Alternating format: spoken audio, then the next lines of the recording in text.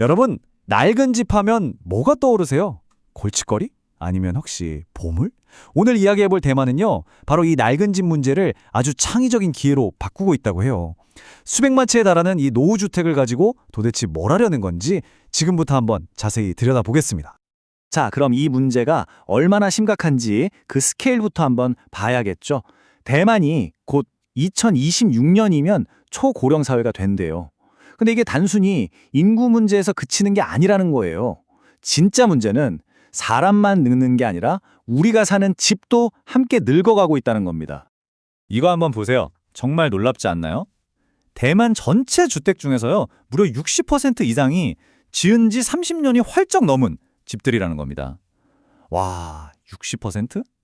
이게 우리가 그냥 좀 낡았나 보다 하고 생각할 수준을 훨씬 넘어선 거죠.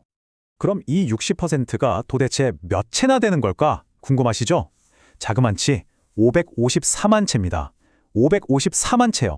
이건 그냥 숫자가 아니라 554만 가구의 삶의 터전이 우리의 보금자리가 점점 낡아가고 있다는 얘기예요. 이게 그냥 뭐 페인트 칠 좀 벗겨지고 그런 수준의 문제가 아니에요. 당장 지진이라도 나면 어떡하지? 하는 구조적인 불안감도 있고요. 수도꼭지를 틀면 녹물이 콸콸 쏟아지고 엘리베이터가 없어서 거동이 불편한 어르신들은 사실상 집안에 갇혀 지내시는 거나 마찬가지죠. 그러니까 매일매일의 안전, 삶의 질 자체가 위협받고 있는 상황인 겁니다. 자, 그럼 대만 정부는 이 엄청난 위기 앞에서 과연 어떤 대책을 내놓았을까요?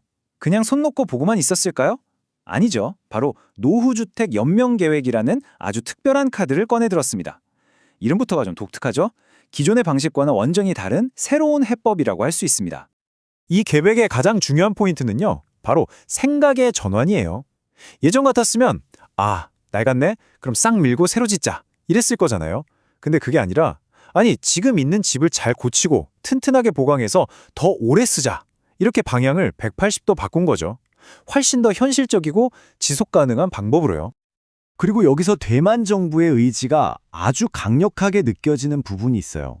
이게 그냥 이렇게 하면 좋습니다 하고 권장하는 수준이 아니고요. 아예 법으로 딱 정해서 제도적으로 뒷받침하겠다는 겁니다. 정말 제대로 하겠다는 거죠. 그래서 구체적으로 뭘 하느냐, 크게 두 가지로 볼 수 있어요. 하나는 돈, 그러니까 주택 수리비를 지원해주는 보조금 제도고요.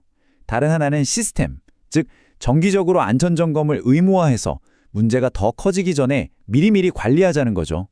지원과 관리를 동시에 하겠다는 겁니다. 자, 그런데 계획이 아무리 좋아도 현실은 또 다르잖아요? 그쵸? 좋은 의도만으로 모든 게 술술 풀리지는 않죠. 분명히 어려운 점들이 있었을 텐데 과연 어떤 장벽들이 있었을지 한번 살펴보겠습니다. 네, 여기서 가장 근본적인 질문이 나옵니다. 과연 이 좋은 정책이 정말 모두에게 단 한 사람도 빠짐없이 실질적인 도움이 될 수 있었을까요? 현실에서 마주한 첫 번째 벽은 아이러니하게도 행정 절차였습니다. 특히 아파트처럼 관리사무소가 딱 있는 곳이 아니라 작은 빌라나 연립주택에 사시는 분들은 이 복잡한 신청 서류 앞에서 그냥 막막해지는 거예요.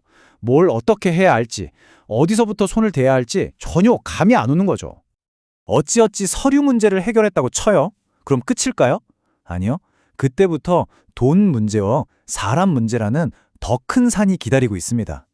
수리비는 누가 얼마나 낼 건지, 또 우리 집 베란다처럼 불법으로 확장한 부분은 어떡할 건지, 이런 문제들로 이웃 간에 얼굴 붉히기 시작하면 계획 자체가 그냥 없던 일이 돼버리는 경우가 허다했던 거죠.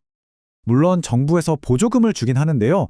이게 전체 수리 비용에 비하면 턱없이 부족할 때가 많아요. 적게는 수십만, 많게는 수백만 파이완 날러, 우리 돈으로 하면 수천만 원이 넘게 드는데 이 나머지 돈을 개인이 다 부담해야 하는 겁니다. 특히 소득이 많지 않은 어르신들한테는 이 좋은 제도가 사실상 그림의 떡이나 마찬가지였던 거죠. 자, 이런 문제점들이 계속해서 드러나니까 정부도 가만히 있을 수만은 없었겠죠. 그래서 책상 앞에서 만든 정책이 아니라 진짜 현장에서 통하는 맞춤형 해결책을 내놓기 시작합니다. 그 해결책이 바로 이겁니다. 노후주택 연명 컨설팅단. 이름이 좀 길죠? 쉽게 말해서 찾아가는 전문가 팀이에요.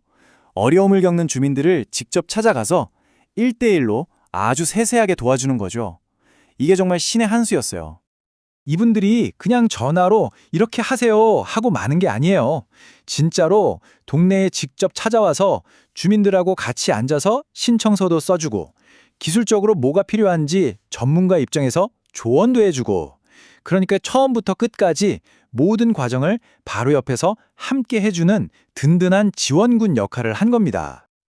그뿐만이 아닙니다. 이런 직접적인 도움 외에도 경제적으로 더 어려운 분들을 위한 특별 수리기금을 따로 만들고요.